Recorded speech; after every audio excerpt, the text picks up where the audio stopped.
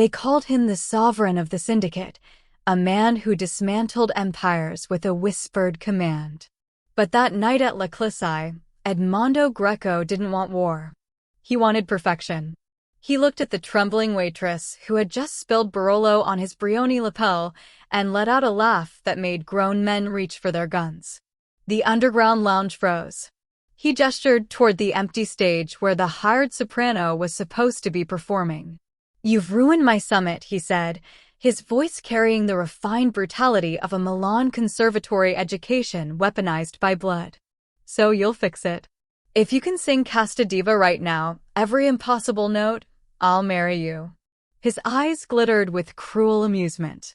"If you fail, you'll wish you'd only spilled wine." He smirked, certain he'd constructed the perfect humiliation. He had no idea who she used to be. A waitress who can sing opera? A crime lord who offers marriage instead of murder? If you're listening right now, you need to know this isn't just another Mafia story. This is about a woman with a voice that could shatter empires and a secret that could get her killed. My analytics tell me 85% of you aren't subscribed yet. But if you want to discover why this mysterious waitress has the sovereign of the syndicate completely captivated, hit that subscribe button right now. Because what Leila Milano is hiding will change everything. Now, let me take you inside La Clissaie, where destinies collide over spilled wine. The December cold had turned Rome into a cathedral of ice, but inside La Clissaie, the air was thick with cigar smoke and the weighted silence of men who controlled continents. To the art world, it was a mythical supper club where Caravaggio might have felt at home. To those who understood power, it was the only neutral ground where the five families could meet without starting a massacre. Leila Milano smoothed the front of her crisp white shirt and black vest, her hands steadier than they should have been. She'd been working here for 8 months, and she'd perfected the art of erasure. She was 24, with dark hair pulled into a severe bun and eyes that had learned to look at everything while appearing to see nothing. Her fingers, once insured for €500,000, now carried trays and wiped tables. Here, she was a shadow meant to pour Brunello, clear plates, and never, ever acknowledge what was discussed in whispers. Table 7 needs the 61 Sassicaia Milano. Senior Vitali, the floor manager with perpetually anxious eyes, materialized beside her. And for the love of God, don't look directly at him. Greco's in a black mood. The peace summit's already on a knife's edge. Leila's pulse quickened despite years of training to control it. Table 7. Edmondo Greco's table. Everyone knew Edmondo Greco. He wasn't just a crime lord, he was a legitimate titan, a man whose art acquisition empire was as vast as his smuggling networks. He was 35, devastatingly handsome in the way Renaissance sculptures were handsome, all sharp angles and cold marble perfection. His eyes were the color of ancient amber, and rumor said he hadn't attended an opera since his father was murdered in the royal box at La Scala 7 years ago.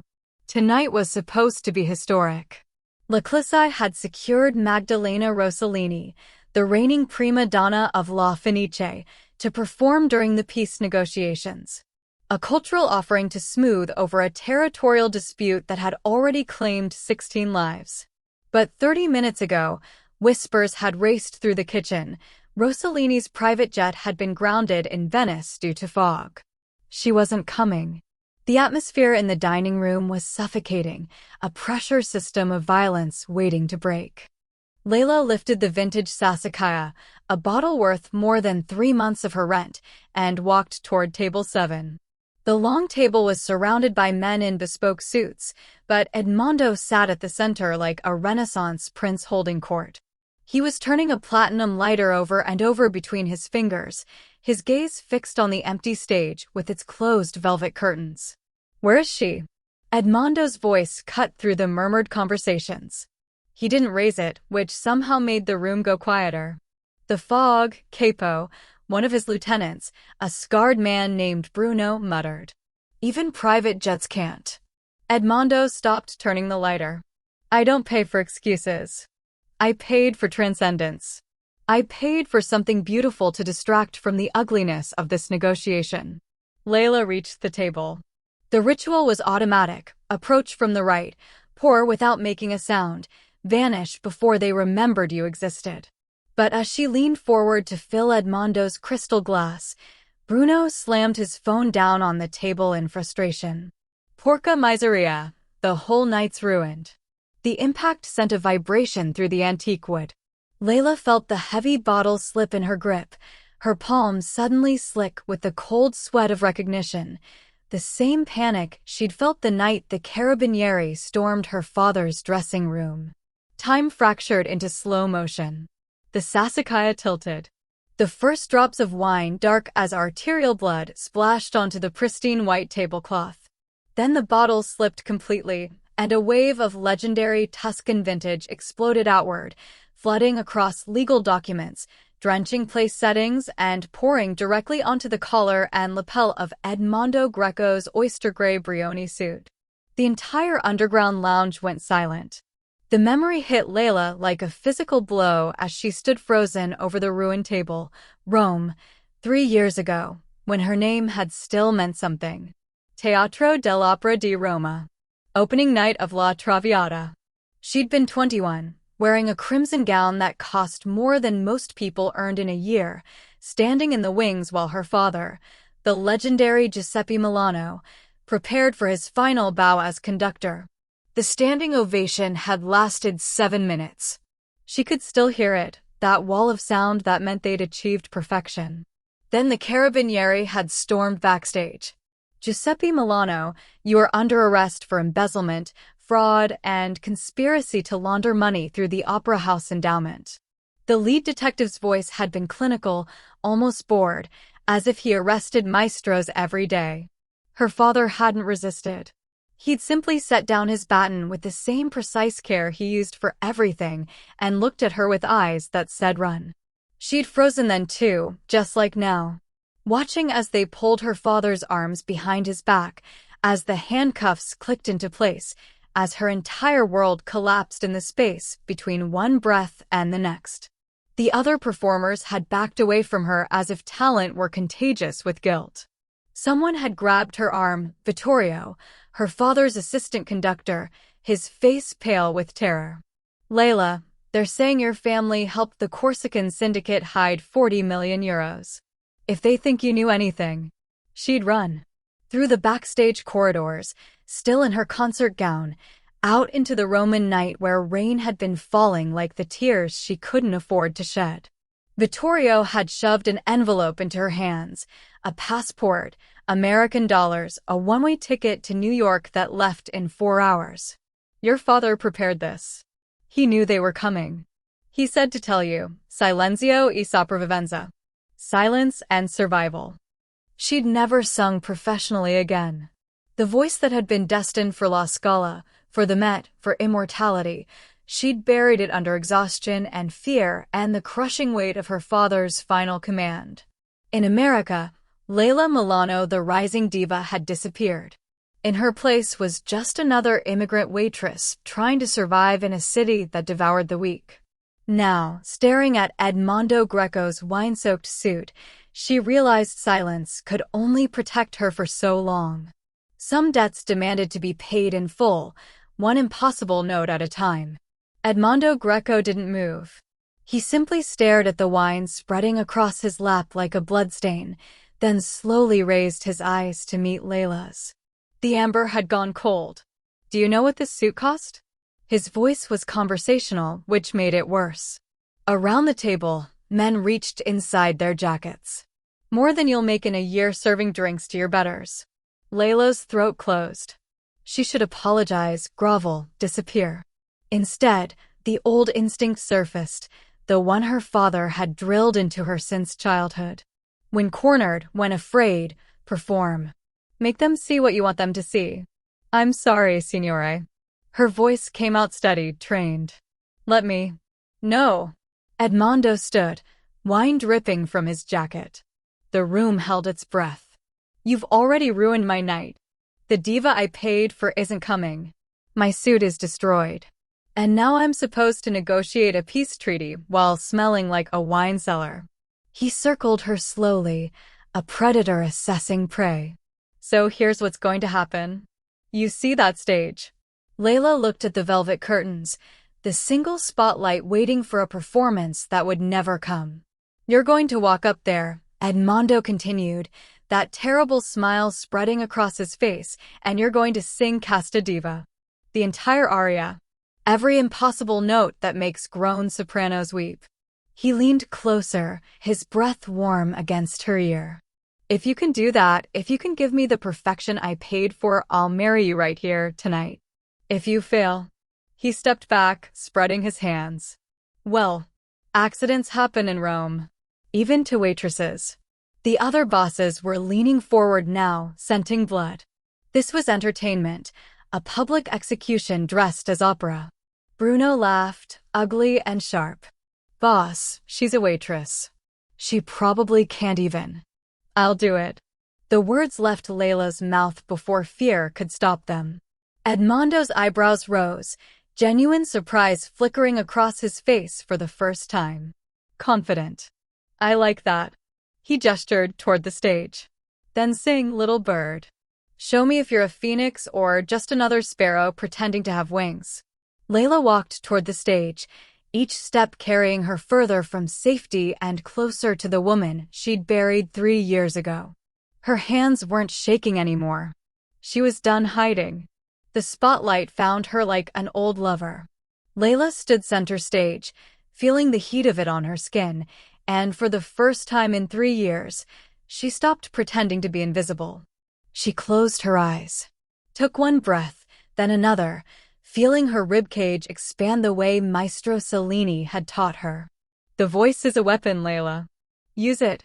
She thought of her father in his cell, of the standing ovation he'd never hear again, of every night she'd scrubbed floors and swallowed her gift like poison. Then she opened her mouth, and the first note of Casta Diva shattered the silence. It wasn't just singing. It was 3 years of grief and rage transmuted into something divine. Her voice soared through the impossible intervals, each note crystalline and pure, filling Leclisai with a sound that didn't belong in the underworld. The aria was a prayer, a seduction, a declaration of war. She held the high B flat longer than should have been humanly possible, letting it ring through the room until glasses trembled on tables. When the final note faded, the silence was absolute. Then one person began to clap. Slow, measured, deliberate. Edmondo Greco stood, his ruined suit forgotten, his face unreadable. But his eyes were blazing with something between fury and fascination. Brava, he said softly. Brava, indeed. He turned to face the room full of bosses and soldiers, all staring at Leila like she'd performed a miracle or a murder. Gentlemen, it seems I'm getting married tonight. Someone call a priest. And bring me a ring worthy of a woman who sings like an angel, but lies like the devil. Bruno stepped forward, confusion written across his scarred face. Boss, you can't be serious. Do I look like I'm joking? Edmondo's voice dropped to that dangerous register. She gave me what I paid for. Actually, she gave me something far more valuable. He walked back toward the stage, never breaking eye contact with Leila. She gave me a mystery. And I always solve my mysteries. He stopped at the foot of the stage, looking up at her with that predatory smile. Tell me, Cara, where does a waitress learn to sing opera that would make Maria Callas weep with envy? Leila met his gaze, her heart hammering against her ribs. She'd escaped one cage 3 years ago. Now she was walking directly into another. That, she said quietly, is a conversation for after the wedding. The Greco estate sat on 20 acres in Westchester, a fortress disguised as a Renaissance villa. Leila had been living there for 2 weeks, and she still couldn't find all the exits. Not that it mattered. The wrought iron gates, the armed guards, the security cameras hidden in the sculpted hedges, they all sent the same message. She wasn't a wife. She was an acquisition. Your posture is all wrong. Edmondo's voice cut through her thoughts. They were in his private study, a room of leather and old books that smelled like power. He sat behind a desk that had belonged to a Medici, watching her with that unsettling focus. When you walk into a room full of my associates, you don't look at the floor. You look through them. I was a waitress for 3 years. Hard habit to break. You were never a waitress. He stood, moving around the desk with predatory grace. A waitress doesn't sing Bellini like she was born in La Scala's wings. A waitress doesn't have perfect Italian diction and the posture of someone trained in classical performance. He stopped inches from her. So let's try this again.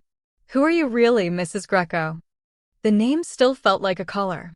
The ceremony had been performed by a priest who looked terrified, witnessed by men who killed for a living. The ring on her finger was a flawless 10-carat diamond that felt like evidence. I'm whoever you need me to be, Leila said, using the line he'd taught her. Never give a straight answer when a performance will do. Good. Something that might have been approval flickered in his eyes. Because tonight, you're going to be my devoted wife at a dinner with the Calabrian delegation. Victor Constantino is coming, old money, older grudges. His family and mine have a truce held together with wire and threats. He tilted her chin up with one finger. You'll smile. You'll be charming. And you'll watch. Tell me who's lying, who's planning something, who's about to break. And if I can't? Then you're not as useful as I thought. He released her, returning to his desk. And in my world, Kara, things that aren't useful tend to disappear. Leila watched him shuffle through reports, already dismissing her. She'd traded one performance for another, from opera house to criminal empire. The only difference was the stage had higher stakes. And the audience was armed. The Calabrian delegation arrived precisely at 8, a convoy of black cars that whispered money and menace. Leila wore a gown the color of aged wine, Edmondo's choice, and diamonds that felt like shackles. She'd learned to smile with her mouth while keeping her eyes empty, the perfect Mafia wife. Victor Constantino was exactly what she'd expected, silver-haired, elegant, with the bearing of old European aristocracy and eyes that had watched too many men die. He kissed her hand with practiced charm, his lips barely brushing her knuckles. Mrs. Greco. What a pleasure. His accent was thick, Calabrian vowels softened by years in New York. Edmondo has been keeping you hidden. I can see why. Dinner was a choreographed dance of veiled threats and careful diplomacy. Leila played her part, pouring wine, laughing at appropriate moments, invisible again despite the diamonds. She was reaching for the Barolo when Victor's voice cut through the conversation. That voice of yours. At La Clissai. He wasn't looking at her, but she felt the trap closing. It reminded me of something. Someone. He swirled his wine, studying the legs on the glass. There was a scandal in Rome, 3 years ago. The Teatro dell'Opera. A conductor named Giuseppe Milano, arrested for laundering Corsican money. 40 million euros, they said. The room temperature dropped 10 degrees. Leila's hand froze on the bottle. He had a daughter. A rising star. Beautiful voice, they said. Magdalena Rossellini herself called her luminous. Victor finally looked at her, and his smile was a blade. She disappeared the night of the arrest. Vanished like smoke. Some people wondered if she knew. If she helped. Edmondo's hand appeared on the table, fingers spread flat. A gesture that made his men reach for weapons. Is there a point to this story, Victor? Only that voices are like fingerprints. Unique. Unmistakable. Victor leaned back. And I wonder what the families would pay for information about Milano's daughter. Especially if she's sleeping in the sovereign's bed. The silence stretched like wire about to snap. Leave us. Edmondo's voice was quiet. All of you. The room emptied in 30 seconds. Victor left last, that knowing smile still playing at his lips. When the door closed, Edmondo turned to Leila with eyes like winter. So, Giuseppe Milano's daughter. He studied her as if seeing her for the first time. This should be interesting. Leila stood perfectly still, waiting for the bullet or the blade or whatever method Edmondo preferred for dealing with liars. Instead, he poured 2 glasses of whiskey and handed her one. Sit. She sat, the gown pooling around her like blood. He remained standing, looking out the window at his fortress of an estate. Giuseppe Milano. His voice was strange, distant. I haven't heard that name in 20 years. He taught me everything I know about music. About beauty. He turned, and his face held something she'd never seen before: grief. My father hired him when I was 12. Private lessons every Thursday. Giuseppe would sit at the piano in our parlor and try to teach a mob boss's son about Mozart and Verdi. He said music was the only civilized thing left in our world. Leila's breath caught. You knew him? He saved my life. Edmondo took a long drink. I was 15, stupid, thought I could prove myself by confronting a rival family alone. Your father found me bleeding in an alley. He could have left me to die. He knew what my family was. Instead, he carried me to a hospital, stayed until my father arrived, never told anyone what happened. He met her eyes. He said a life without music wasn't worth saving, but a life without honor was already dead. Then you know he didn't steal that money. The words burst out of her. They framed him. Someone used the opera house to launder funds and made him the scapegoat. He refused to name names, refused to. I know. Edmondo's voice was steel. Because I've spent 3 years searching for who really did it. The Corsicans, the banking trails, all of it. I owed Giuseppe that much. He set down his glass with careful precision. And now his daughter walks into my club, sings like an angel, and lets me bind her to me without saying a word. I didn't know you were until. I don't care. He moved closer, his eyes intense. Victor will use you against me unless we move first. So here's what's going to happen. You stop pretending to be helpless, and I stop pretending this is just a transaction. He extended his hand. We find who framed your father. We destroy Victor before he destroys us. And we do it together. Leila looked at his hand, then at his face. For the first time since Rome, she saw something like an ally. She took his hand. Then teach me how to survive in your world, Edmondo. The way my father taught you to survive in his. Can we just pause here for a second? Edmondo just revealed he knew her father, and now they're joining forces. This connection, this understanding between them, it's beautiful and dangerous all at once. If you're feeling the power of this moment, smash that like button. It really helps more people discover these incredible stories.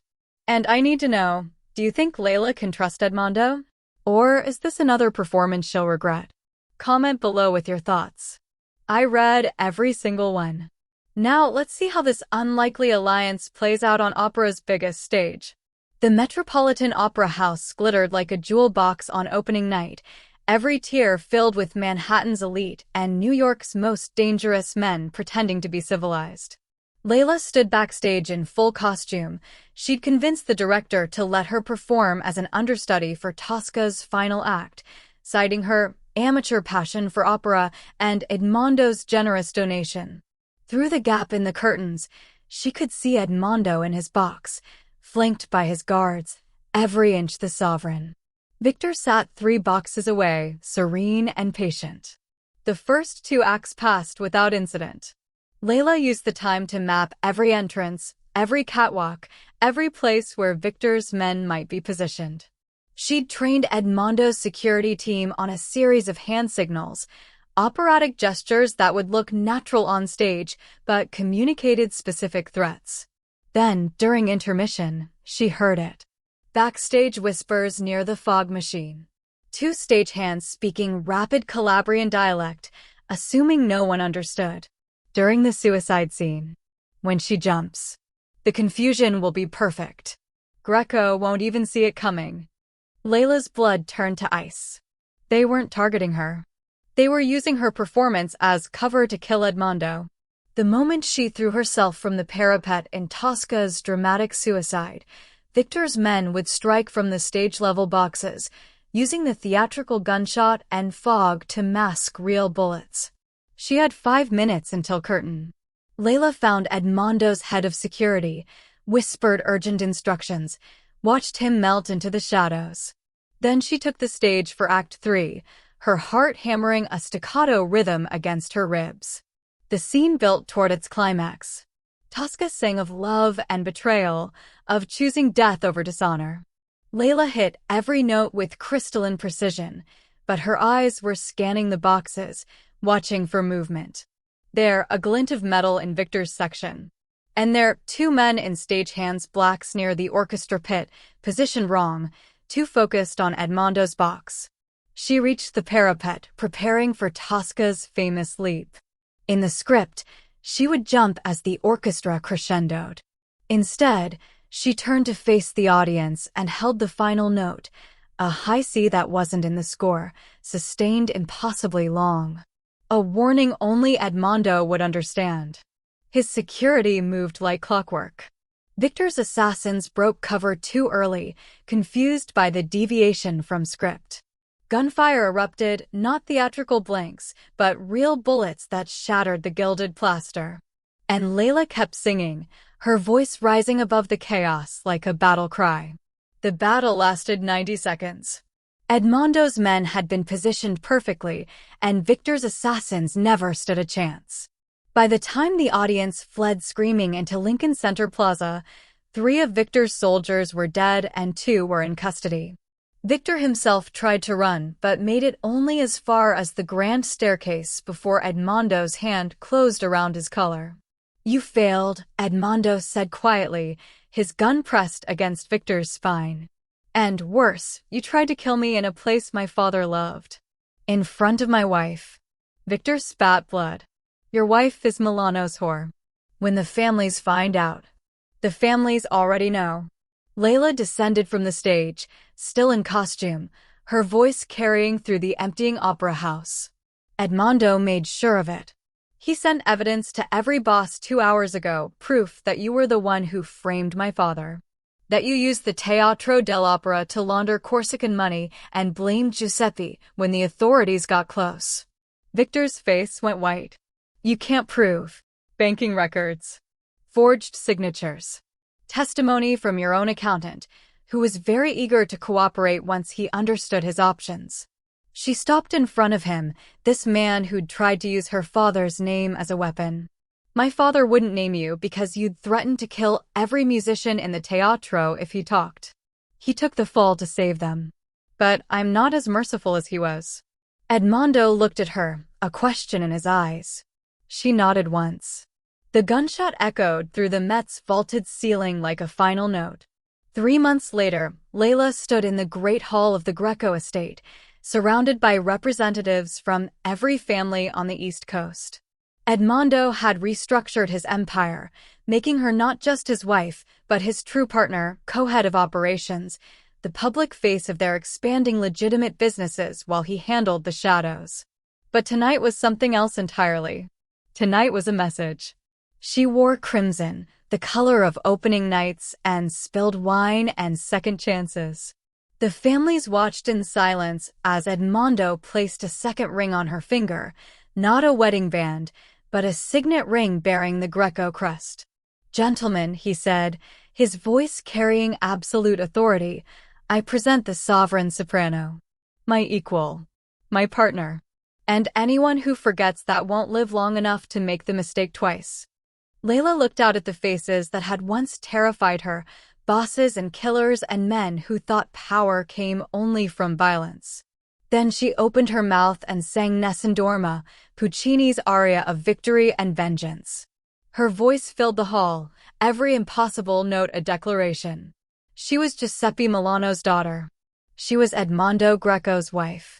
She was the woman who'd survived Rome and New York and learned to weaponize beauty itself. And when the final note faded, when the last echo died in the rafters, the applause that followed wasn't polite or obligatory. It was surrender. What an absolutely breathtaking journey we've just experienced together. Leila went from serving drinks in silence to singing her truth to the most dangerous men in America. If you were moved by this story, please hit that like button and subscribe for more tales of passion, power, and the kind of love that's worth risking everything for. Turn on notifications so you never miss an episode. And I have to know, what was your favorite moment? When she sang Casta Diva? The revelation about her father? Or that final triumph? Comment below and let's discuss. Your engagement means everything to this channel. Thank you for being here. See you in the next story.